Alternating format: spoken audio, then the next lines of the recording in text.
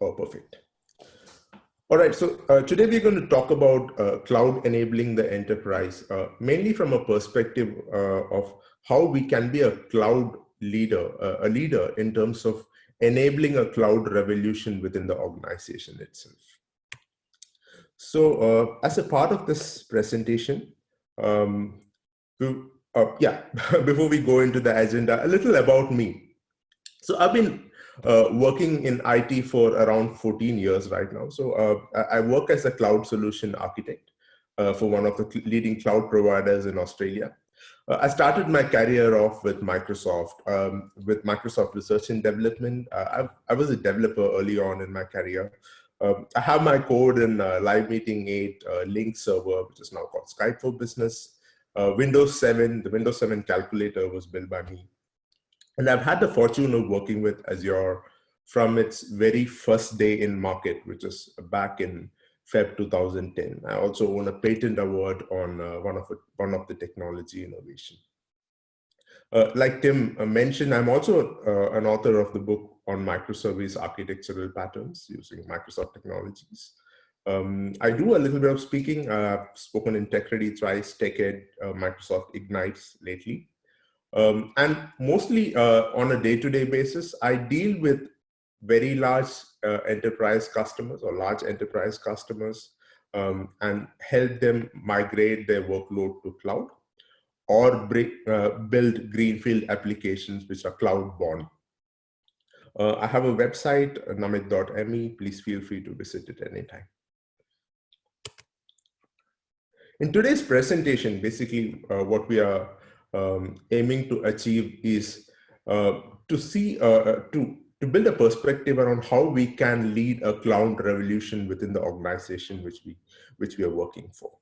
To start with, we'll have a brief introduction of cloud computing and Microsoft Azure as a platform. After which we will dive deeper into few traits which is good to have if we need to drive any revolution, not just cloud revolution, but any digital revolution within the organization. And then we will look at steps which we need to follow in terms of a process to build this revolution pathway. And it starts with the assessment of existing capabilities of the organization. So we'll start with the digital maturity assessment, build few very strong use cases on why we need to move to cloud, and identify some business patterns within our organization, which are cloud ready or fit for cloud, which is easier to implement in cloud and so on. After which we'll look at enterprise challenges which are faced when we think about moving a workload to cloud.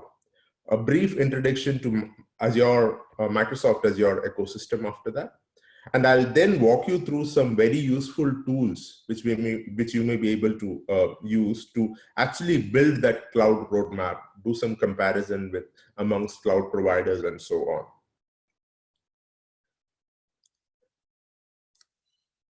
So if the agenda is clear, I would like to move on. Any questions at this point?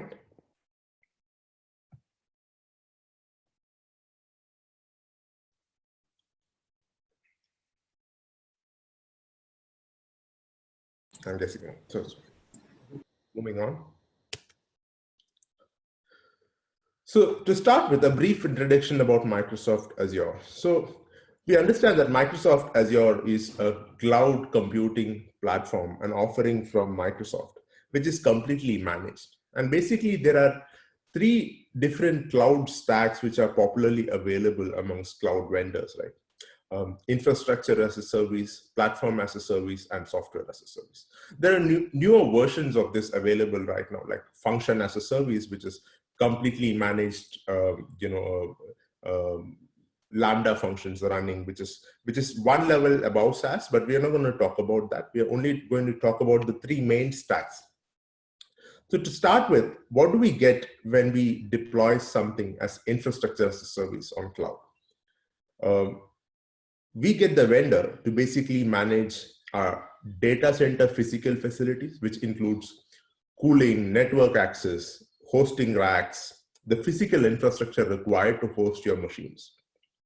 We also get the vendor to manage the network and firewall and security around these machines, and the server and storage capabilities, the iron boxes where you run your applications in.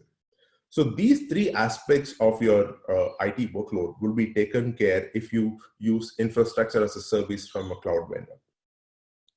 The next cloud stack is platform as a service, which is one level above IaaS, where the operating system and the development tools and the framework is also managed by the cloud vendor, which means that your IT team does not need to worry about installing patches on the operating system, upgrading it, and so on.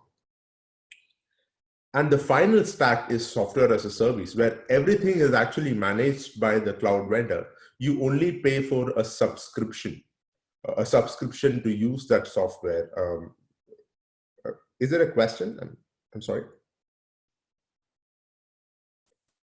I thought I was interrupted. So, yeah.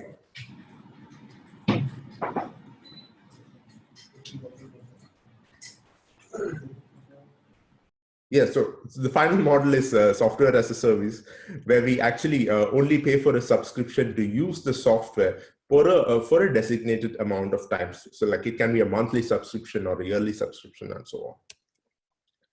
Another way of looking at cloud computing infrastructure provided by vendors today is by looking at it as public cloud, private cloud, and the third version is a hybrid cloud, right?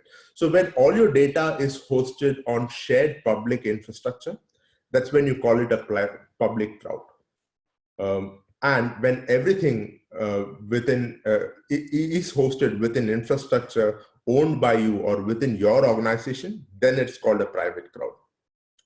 But the most common trait which we see is that these two does not fit well to most of the organizations. Usually, it is a hybrid cloud which flies well within organizations which are either mid or large in size, because they will have requirements around hosting some data within their organization and the rest of it outside the organization, which is in the public cloud. So usually what the traits I've seen in the market is that most of the organizations align more to the hybrid cloud strategy over completely public or a private cloud. Looking at what Microsoft has to offer, the cloud platform for Microsoft is called Microsoft Azure. It comes with more than 100 services. It ranges from compute, networking, storage, web, mobile, to artificial intelligence, machine learning, to tools which can be used for integrating your application development environment directly to the cloud platform, which is CI and CD, to security and identity, trust center, and so on. So the link below, which I've highlighted in this slide, which I'll be taking you through towards the end of the webinar, lists all this service in a way which is very easy for you to navigate. So this can be a tool for you to just go through the Azure services which are available, what each service is used for.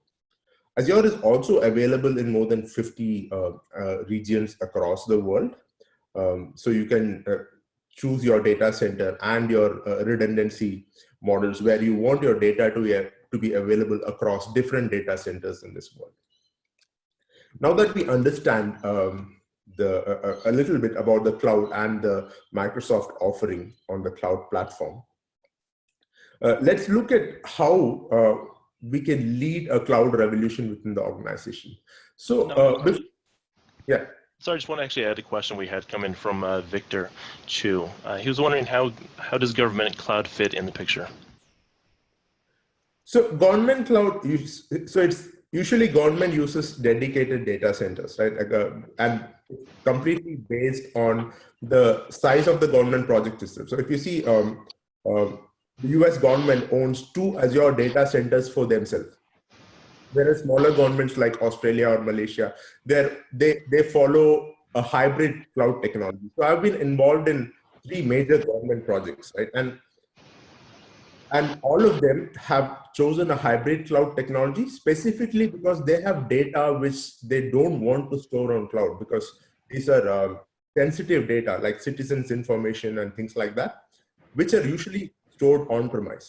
But there are other public bits, like a public access websites, like a taxpayer's website, where they can access information, read-only information, and so on. All of those are hosted in cloud. So they built this thick pipe between a cloud data center and their on-premise data center. And then they usually skew towards a hybrid cloud architecture. This is one case, but then there are cases where governments own their own complete data centers, like the US government or the Australia government for that case. So it is on a case-to-case basis, but mostly I've seen them inclining more towards the hybrid cloud. I'm hoping that answered your question, Victor. Thank you for that. Yeah. Yeah, so moving on with the presentation, so we were looking at the traits which are required for us to bring in that digital revolution within the organization, right? So I use a simple trident to ensure that we have the right missions in place before we actually pitch in a cloud strategy, right? So there are three things which we need to understand is required as a mindset for a growing organization, right? One is to ensure that there is enough drive for innovation. Second is that we are influencing by inspiration than by authority, rather than going and telling a team to do things. We have to inspire them. And also the third and the most critical one is to ensure that IT and business are working together and not as enabling services or services in silo. To deep dive into each of this, I would like to quote this, and this is from the Microsoft website, about an innovative mindset in an organization. Right? To get the money you need for tomorrow, you have to make the changes in how your IT works today. So this is from a survey which we conducted across the CIOs of the organizations today. It was found that most of the time is spent doing operations than innovation. And as an IT enabler, as a driver, what we need to help the CIO's office is in switching this priority to incline more towards innovation and less towards operation. Operation is something that can be outsourced or can be managed by a vendor. How do we do that? We have to come up with an incremental approach, a roadmap on how our organization can travel to reach where we require to. And the easiest way to do that is by highlighting the benefits of a modern IT environment, like time to market, right, the ability to fail fast, do resource and operations optimization, and so on. The second trait is influencing by inspiration. And what is key here is the term shadow IT, right? So there are no organizations without shadow IT, right? It can be a smallest of the organization which use like manual tools and calculators to do to perform their day-to-day operations. They have found comfort in their own processes which they perform day-to-day, and which are probably not aligned to a central IT goal. Now, rather than trying to control what every business unit or division in your organization should do in terms of how they work, it is easier to influence them to align to quality of their processes and quality of their day-to-day operations. So it is the world is slowly switching from enterprise architectural policies to enterprise guidelines. So it is more about telling them how best to implement their process rather than forcing a process onto them, which is aligned more towards decentralizing IT than centralizing IT itself. The last but the most important trait is enabling the bonding between IT and business itself, right? So it has been come to notice that traditionally IT was an enabling service. So it used to help business run, and it was more about, servicing laptops and making sure that the updates are installed on your laptops, on your operating system, and so on. It's secure, your ports are locked, and so on. But it is not the case anymore, right? Because you see a Microsoft agenda of, data-driven enterprises. So everything today within the new modern world is data-driven. So data is really important in terms of the data you collect about your customers, your products, your sales, your processes, and so on. And this is where IT plays a very important role in understanding the data, drawing analytics out of this data, and then driving business cases based on that. So rather than using IT as an enabling service, you should use IT to actually draw this analytics and drive those business cases. And for that, we have to bridge the gap between IT and business, empower IT, and make sure that IT gets enough budget and privileges to drive these use cases. Once we have this mindset of cultivating the innovative culture and digital maturity, the next step is to understand what my organization currently is capable of. What are the tools my organization runs? What are the processes it runs? Because unless I understand where I stand today, I cannot pitch in for a change. And the first step towards that is to do a maturity assessment of the processes and the tools my organization is using today. So there are 3 steps to it, right? So the first step is to ensure that there is a strong process to assess the capabilities of my organization.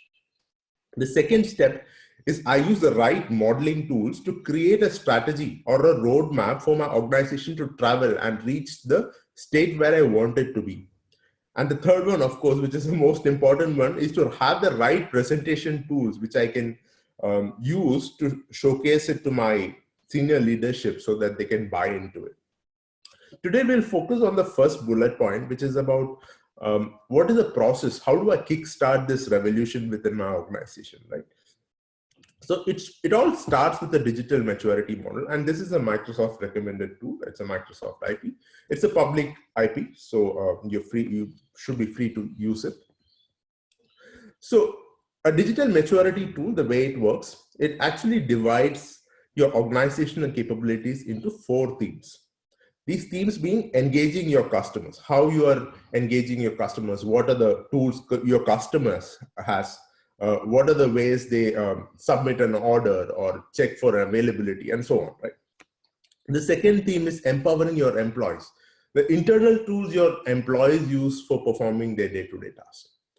The third one is optimizing your operations, how best you can optimize your operations. What are the strategies your business use to optimize the operations itself? And the fourth one is transformation of your product. So the maturity of your product itself within the organization. This product can either be a service or an end product. Within these themes, we'll then divide it into business capabilities and then to technology enablers. And every technology enabler is then ranked as lagging, adaptive, maturing, or best practice. Best practice being ideally where you want the technology to be, and lagging is where you begin your journey with. I know this can be a little confusing right now, and it's very abstract. So I've chosen a slide which actually talks about a scenario of modeling. So this is from one of my customers.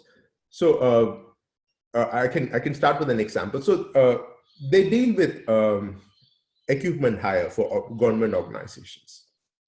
So equipments like earth movers, drills, cranes, trucks, and so on.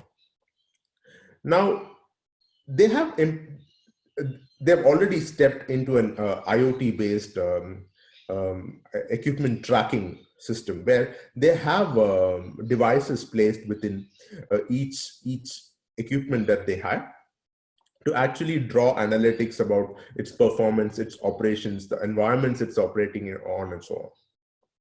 So predictive maintenance, like you would have heard of, is this new thing in this market, right? So if a drill goes out for to a customer and he uses it for like 60 hours, it is supposed to go through a maintenance. Now, when I hire out a drill, how do I know how many hours my customer is going to use for? Unless that drill comes back to me, I have no clue if that drill will require a service. Now, this prevents my operations team from effectively scheduling the best use of this device itself, because I don't know when it will have to go through a maintenance cycle. So this is best solved by a scenario called as predictive maintenance, where you continuously track the usage of this device. So there are small IoT devices, Internet of Things devices, tagged to the machine itself, the drill itself, which will keep sending information about its usage. So when it's like, if I have to do a service at 60 hours, when it's 50 hours, I already know that, oh, this drill cannot be used for the next cycle. And that's a simple scenario, right? So it falls under optimizing the operation, and it falls under the capability of digital asset management. And the technology enabler is predictive maintenance. Now, once I've identified these three phases, what I'll need to require is to understand what is my current state of this particular technology enablement, right? So the current stage is saying that, the predictive maintenance is available for less than 50% of the government and contract. So that's my current state. It's easy to find that. What I need to find out is what is my target state. So the target state is that predictive maintenance is implemented for all the government and contract fleet. Once I know the current state and my target state, it's easier for me to understand how to create a roadmap starting from where it is now to where I want to. So this is a very granular, process-oriented way of assessing every scenario, every business scenario in your organization to build an IT cloud revolutionary roadmap. Moving on, so once we are through the first step of assessing what my organizational capability is, to convince my senior management, I need to understand that why my organization should move to cloud. And it starts off with 4 basic advantages, right? So ability to scale and ability to be elastic. Like they say, at least theoretically, it's infinite compute and infinite storage availability on cloud. Right? It's also highly available in terms of the redundancy and durability of the systems you're hosting your application. So you have scenarios where you want to run your workload on always up and always on infrastructure. Also, there is an ability to share resources. So resources which are shared not just across business units within your organization, but across organizations also. And of course, it's self-serving, auto-heal, self-heal. There is a lot of predictive healing, predictive troubleshooting which happens in cloud, and it's completely automated and vendor managed.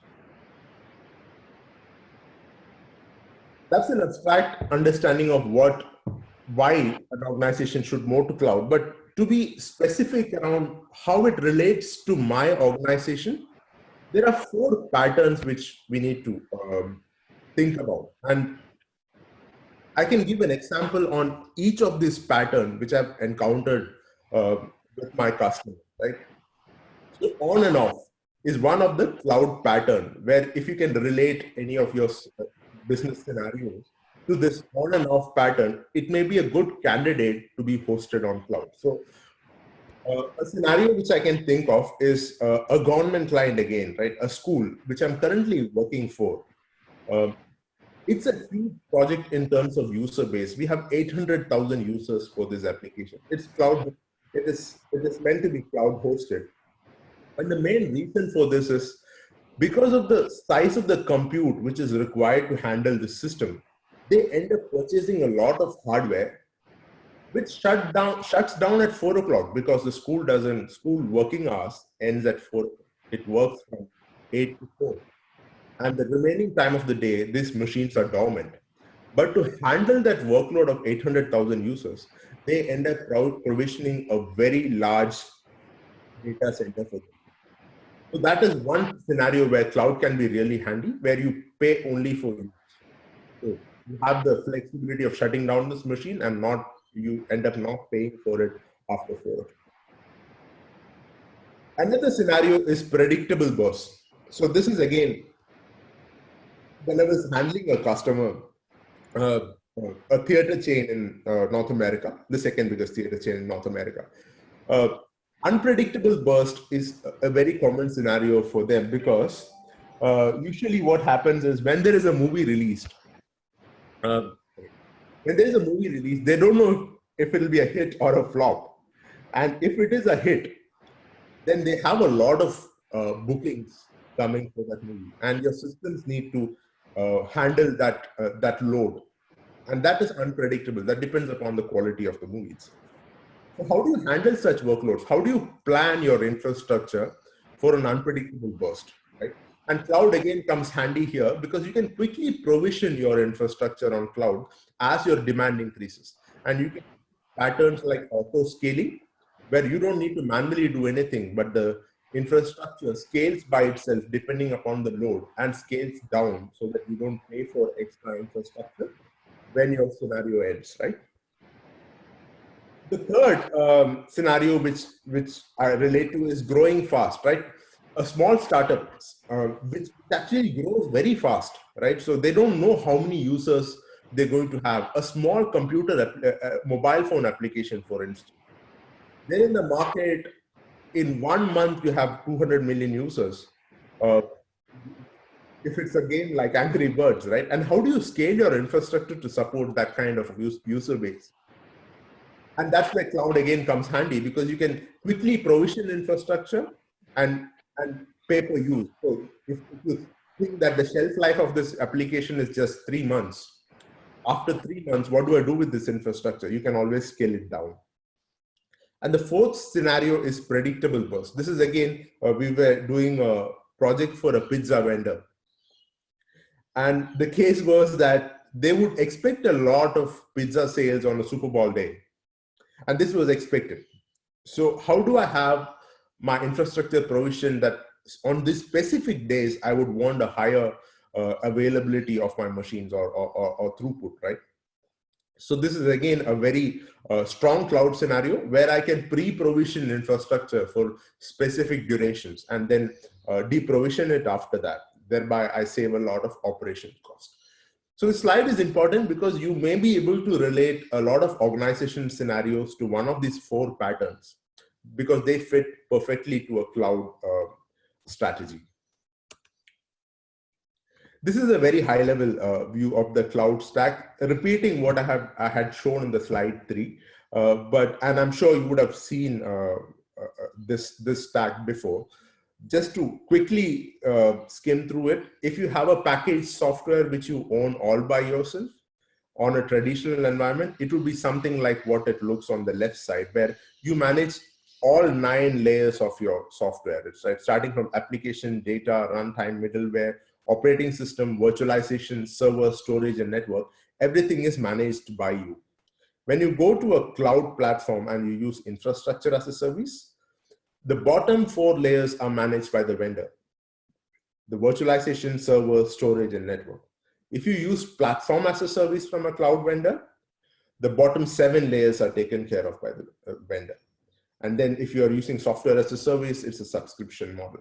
Now, obviously, the question is, if everything is managed by the vendor, why do I just not go for software as a service? Why would I even use platform as a service and infrastructure as a service? And the answer is amount of flexibility grows as you have less number of services being managed by vendor.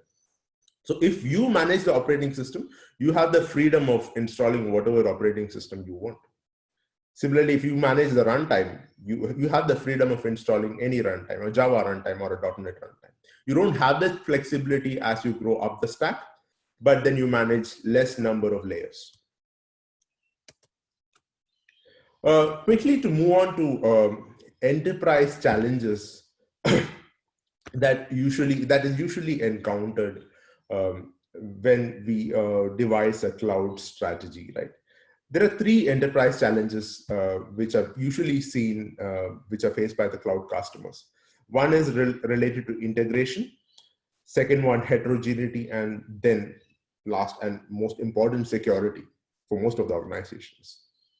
We'll deep dive into each of these, right?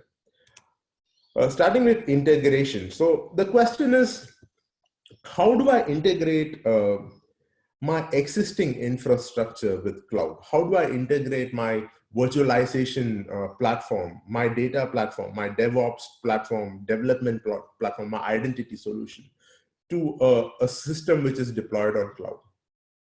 So the answer is, first thing is you go hybrid, and then you go redundancy. So basically the answer that Microsoft Azure has for an integration challenge is that the platform on which you run your application on-premise is very similar to the platform which you're hosting on Azure. So if you're running, for example, if you're running a .NET application which is used for inventory management on your on-premise system, on Windows 2012 servers or 2008 servers, there are very easy tools available to replicate this application on cloud or to migrate this application on cloud.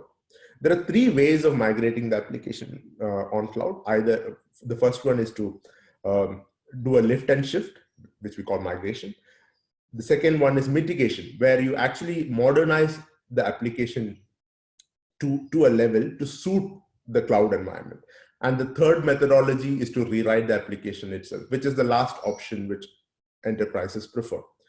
But because Microsoft runs their operating systems on-premise and on Azure, and the flavors on the kernel of the operating system remains the same, it is very easy to port these applications across an existing Microsoft on-premise stack to a Microsoft cloud stack.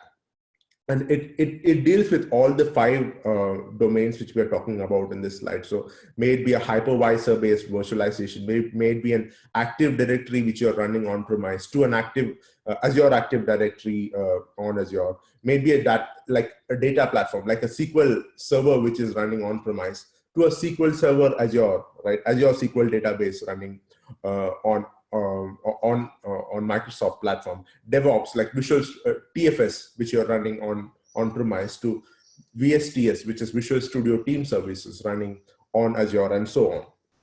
So there are parallels which you can draw from on a cloud infrastructure to an on-premise infrastructure, and identifying those parallels are critical for defining your cloud journey. The second challenge which is usually faced is heterogeneity, right? So over time, your IT team would have acquired softwares across different vendors, starting from .NET to Java to operating systems from Windows to Linux to different data stores from Hadoop to SQL Server to non-SQL databases and so on, and devices, of course. Organization which supports Apple, Android, Windows Phone, CMS systems, and so on, right? So choosing a cloud, it is very critical that you choose a vendor who can actually support multiple versions of your software. So ability to support different operating systems can be very critical, especially in a mid-sized organization which runs Oracle workloads, for example, which are not deployed on Windows Server. So what if we choose a cloud vendor who supports only Windows machines, right? Which was one big change which Microsoft went through, right? So when Microsoft Azure was launched in the initial days, it was only running on Windows platform. And the major challenge for enterprises was, how do they move all these Unix-based systems to cloud? And if they have to partially maintain their databases on-premise in their data centers, what is the actual benefit? How do I leverage the scale-out benefits of cloud by running half my workload on-premise, right? So this was addressed thanks to Satya Nadella and his open stack approach towards Azure. Azure now supports Linux, Unix, and different versions of operating system itself, right? It also supports open databases. If you see Hadoop, NoSQL DBs, it supports MongoDB, Redis, all possible databases available in the market, alongside SQL Azure, right? Which is their native relational data store. Azure also supports iOS and Android device for their mobile platforms. Different CMS providers like Joomla, Drupal, and of course WordPress, etc. And it has a very strong affiliation towards Java. So you'll see Java being present on every compute platform available for Azure today, alongside modern application development platforms like Node.js and Python. The third and most critical part of a cloud migration strategy is ensuring that there is enough security in what I'm storing in cloud. So I had this use case with one of the banks, right? So they had a requirement that the customer data cannot leave their on-premise environment. Now, even data which can leave the on-premise environment, which is like customer names, and not full names, but customer names and few of the read-only information, that had to be completely secured and audited, and it had to align to regulations and government regulations and government norms, which had to be satisfied before they could host any such information on any vendor, right? Let alone cloud vendor. So it is important that when we choose a cloud vendor, there is enough transparency in how they store their data, how they encrypt their data, how the data is accessed, how it is replicated, how it is backed up, and so on. Ensure that there is enough support in terms of relationships. So if there is something wrong, how do I engage a back-end engineer to get things fixed, right? Also about standards, industry standards, ISO 27001 or HIPAA compliance and so on. So it is critical that we go through each and every compliance which is required by the organization and match it with the cloud vendors, right? Auditing is another critical ask for a lot of organizations, because how flexible is a cloud vendor in terms of enabling a third-party audit, right? How much of information do they leave for us? Because it's all, at the end of the day, it can all be shared infrastructure. The servers I use can also be used by other people and other organizations itself. So how to give that abstract view and the detailed view around yearly audits which I need as an organizational constraint, right? And a critical thing is about real-time statuses, because a lot of these workloads which we deploy on cloud has to be highly available. And cloud, as you know, is built on not the best quality hardware, and that is why in the distributed computing world, we call it designing for failure, being one of the major traits of how a cloud system should function. So real-time status around my services and the availability of services is critical from a security perspective for an organization when we choose a cloud vendor.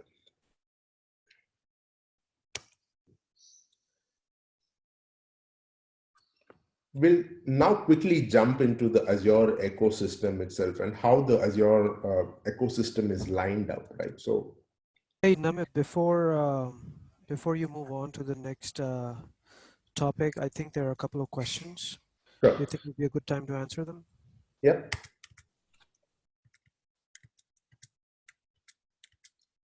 Please go ahead.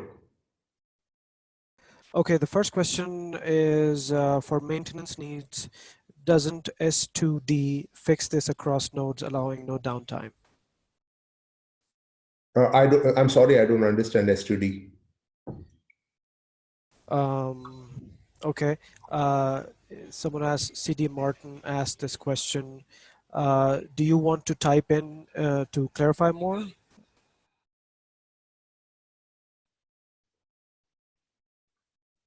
Okay, storage spaces direct. I'm wondering, I'm guessing that this is a tool which provides you redundancy and automatic failover across your on-premise storage infrastructure. Is that right? Yes, that's correct. Okay. So Do you want me to repeat When the you question? deploy a storage management system on your on-premise infrastructure, who manages that? It is you who manages that, right? It's not a software as a service. So you have an agent running on every storage instance of yours, which maintains the health of these storage instances and build redundancy across your storage stack. So it builds a failover strategy and so on. Now, what happens here is that storage management solution becomes your point of failure. Now you need to build redundancy on that storage management system. So how do you build so the management system now becomes a bottleneck, and building redundancy of that management system, you'll probably end up building another management system. And then how do you provide redundancy of that? So it is a challenge, which is an NP hard problem, right? It's not NP hard, it's NP complete. So it is a difficult problem to address. And by going to cloud, one benefit which we get is that we offload that problem to the cloud vendor. Cloud vendor provides us an SLA, and we count on that SLA to the cloud vendor. How it is managed, what system is in place, how it is redundant, how the replication happens is abstracted from us. What we are getting is the availability. And what it will help us as an organization is that we can focus on delivering scenarios which are business focused than IT focused. So we don't need to have 3 people sitting and monitoring if a solution is going wrong. Rather, we would invest their time in building business scenarios and getting our product to market faster. That's where the cloud becomes a strong scenario. Hope that addresses your question. Okay, and he also had a follow-up question, a second question. Does Azure support TFS across sites, meaning cloning? So Azure supports TFS, but Azure also supports an online version of TFS, which is called Visual Studio Team Services. And it also supports transparent migration of workloads from TFS to VSTS. Okay, thank you. So I think we should move on. Okay. Quickly to the Azure ecosystem. This is a hard slide to read, and it is meant to be because it is difficult to list all the Microsoft Azure services, right? So how do I start with Microsoft Azure? It is easy because it gives you a $200 credit to just try things out.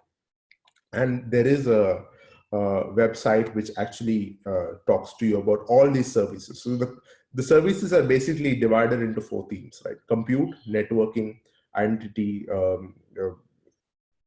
media CDN, and so on, right? So I can walk you through that website. Just give me a minute to launch that website. So it may be easier to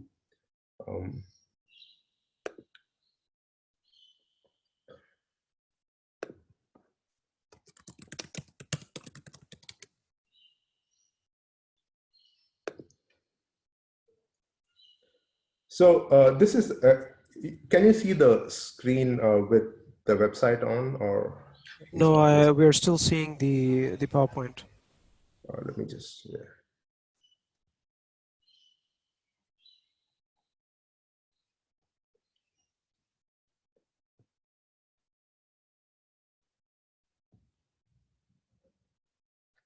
Please let me know when you can see this. Yep, we can see it now. Awesome, perfect. So, so this is a list of Azure products, right? So if you go to azure.microsoft.com and services, you'll see that all the services are listed by categories. And this includes from AI to machine learning to compute to everything that is available on Microsoft Azure, right?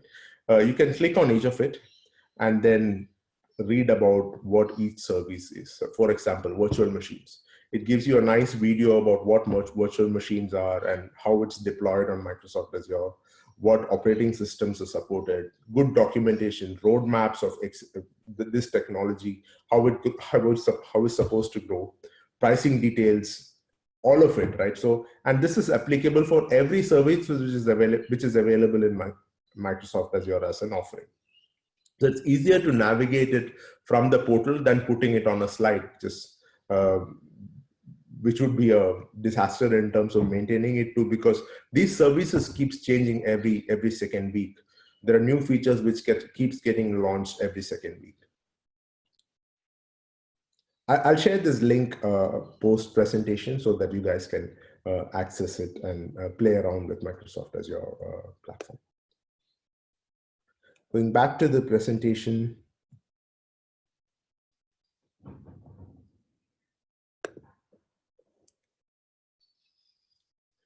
I'll now take some time to walk through the Azure portal itself. Now, what is Azure portal, right? Portal is actually a controlling interface for Microsoft Azure. This is where you provision your resources from, right? So if you need virtual machines, or if you need network infrastructure, or say a CDN or data storage, you can provision all of it, manage all of it from a dashboard, right? So this is how a dashboard would look. This is one of my Azure accounts. This is my Microsoft Azure account. So you'll see that all the resources are listed on the left side. You can create a new resource just by clicking on create resource. And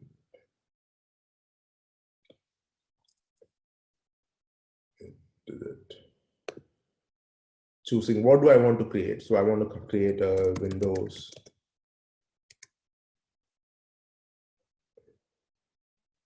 So Windows Server Data Center Edition. So I have different versions and flavors of my operating systems available and so on, right? So I can say starting from virtual machines to blockchain infrastructure, which can host your distributed ledgers. You can build anything within seconds. So the provisioning would just take 10 minutes, and all of it can be controlled from the dashboard, right? So also what this dashboard helps you is in maintaining your own view of how your services are, right? So you can edit the dashboard and add information like service health.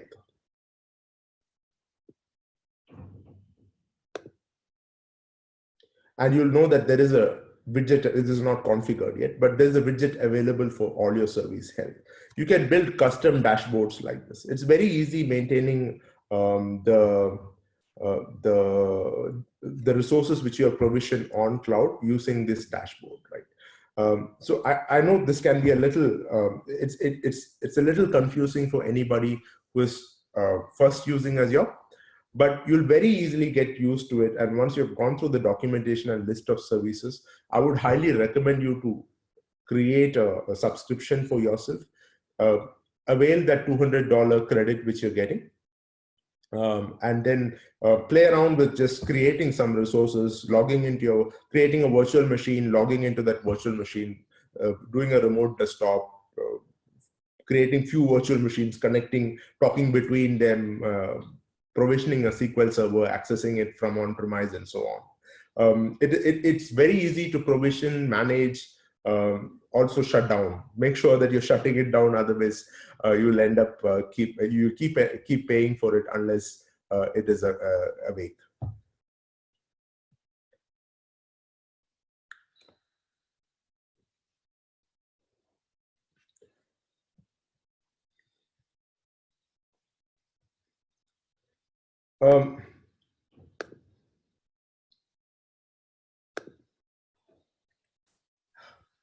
Skip me. Sorry, I lost the last slide.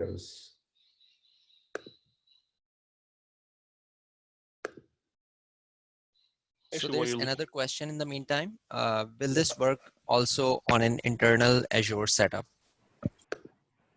By internal, are you referring to the private cloud? Is it the private cloud? I'm guessing it's the private cloud which is pointed at. So this is from Martin. He says the GUI. The graphical user interface will not work for the private cloud. But what will, so private cloud has a parallel graphical user interface. So one good thing about Azure and AWS, right, and Google Cloud is that they use a scripting language called as formation templates or cloud templates to create this infrastructure, because this portal is good for one-off development, right? So if I was a IT manager and I wanted to look at a virtual machine, create a virtual machine, create a dashboard, it is easy for me to do it from the portal. But being an IT engineer, I wouldn't use the portal. I would want to have a scripting language. The reason being, I may get a request from a operation team that they need 10 virtual machines or 20 virtual machines. So I wouldn't be clicking through the portal 20 times. I would just use a script. Now, the script which is used in Azure and scripting language is called as ARM, right? Azure Resource Manager Template. The good thing about this is that ARM templates are common for private and public cloud. So from an engineer's perspective, I can write a script to provision a virtual machine, and that script will work both on Azure as well as on private cloud deployment seamlessly. But from a perspective of answering your question about that particular GUI, it is only available for the cloud resources.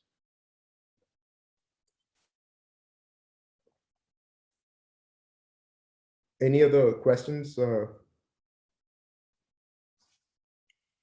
All right.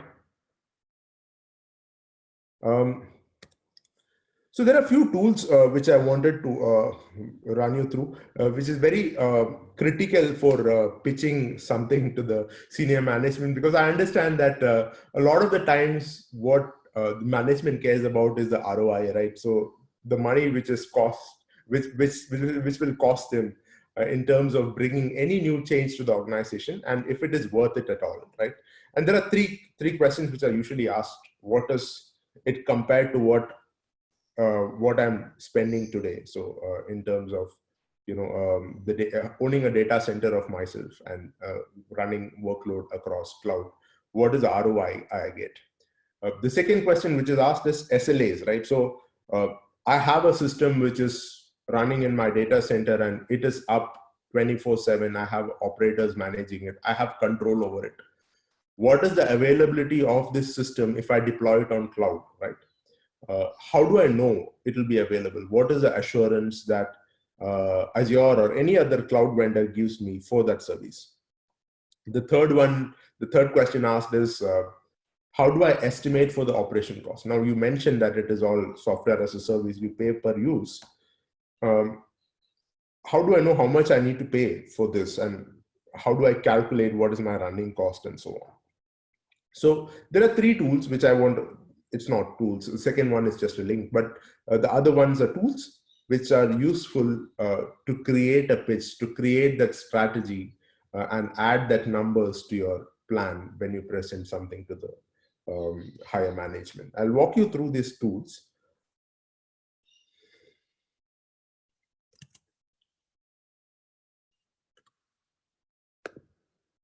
So the first tool leads to it's a calculator. It's an Azure calculator, and my internet connection.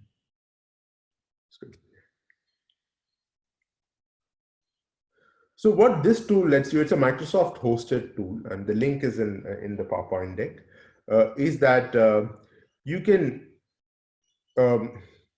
input the number, the Azure capability, so the on-premise capabilities you have today in this tool, and then do a calculation based on what you would probably require on Azure and do a cost comparison, right? So I'm not going ahead because of the interest of time. I'm not demonstrating the working of the tool itself, but it is very intuitive. You should be able to play around with it very easily. You can just input the number of servers you're running on premise, number of data stores you're running on premise, and then do a calculate to see what you would run on Azure and what would be the total cost of ownership for executing this workload on premise versus on Azure, and what is your advantage of running it on cloud. And it will also show you information about how much money you would save in 1 year, 5 years, and 10 years, and so on. So it's a very handy tool to present something to CIO or a CFO for that case to make sure that you have all the numbers sorted out before proposing a plan.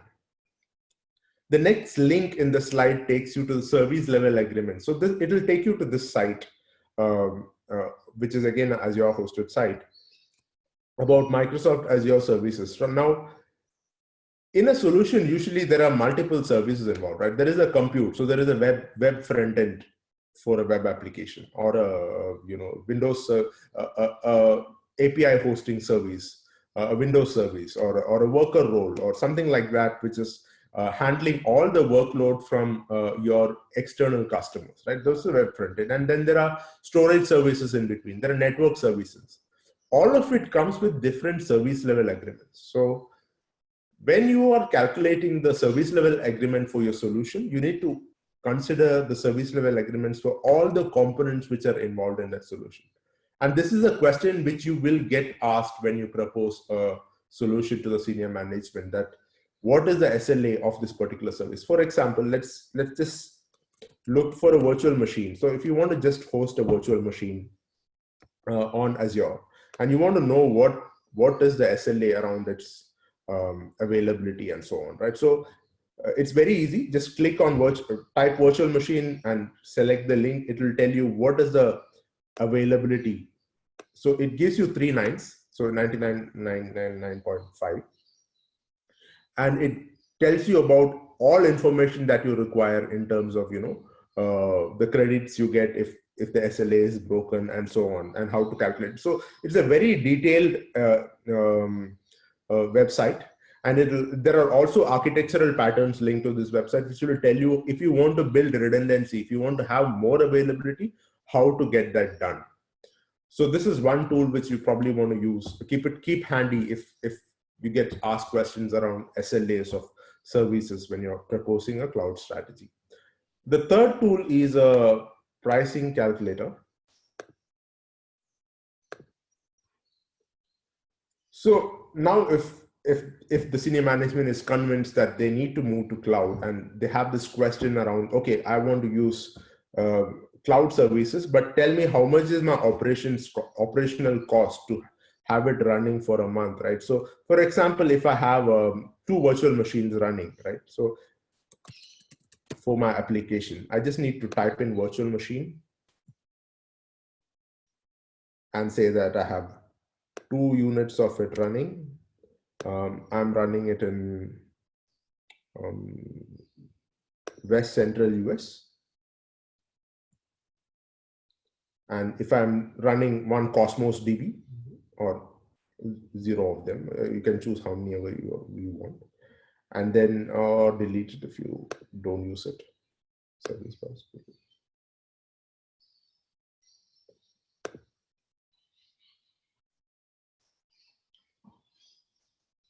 You're not using any stream analytics.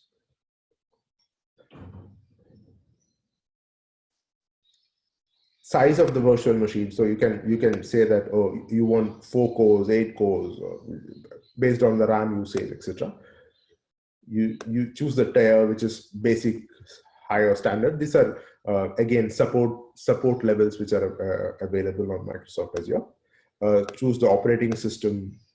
If it's in Linux, choose what version of Linux you want to use, and then it will exactly tell you how much it would cost you per month. So this is very handy to answer questions when when people ask you about running cost of your system, when you create a cloud strategy and you're looking forward to move a particular workload to cloud itself. So these links are available here in the slide deck itself, but I can share it across with you after the presentation too, and over an email. So that ends our journey on how we can create a cloud strategy for moving our workloads to Azure. We went through a little bit about traits, about what traits we should be having to encourage a digital maturity within the organization. We went through the assessment model, went through some reasons around why we should be moving to cloud. looked at cloud computing platforms, enterprise challenges which are encountered usually for cloud migrations, and had a look at the Azure portal and few tools which may come handy when you create a strategy. Any questions?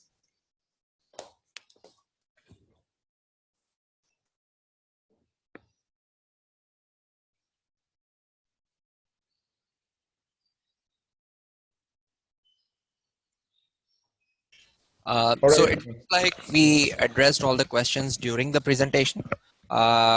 Unfortunately, Tim cannot close the webinar right now. He's having problems with his computer. I would like to thank everyone who attended. We are going to send a recorded version of this webinar to you guys through email. So keep an eye out for that. Also, feel free to check out Expert Connect and put the link for expertconnect.quickstart.com earlier in the chat. Do visit it if you come up with questions later while you're watching the recording, or if you need any help whatsoever with Microsoft Azure, just post a question over there. You'll receive tons of answers in a matter of days.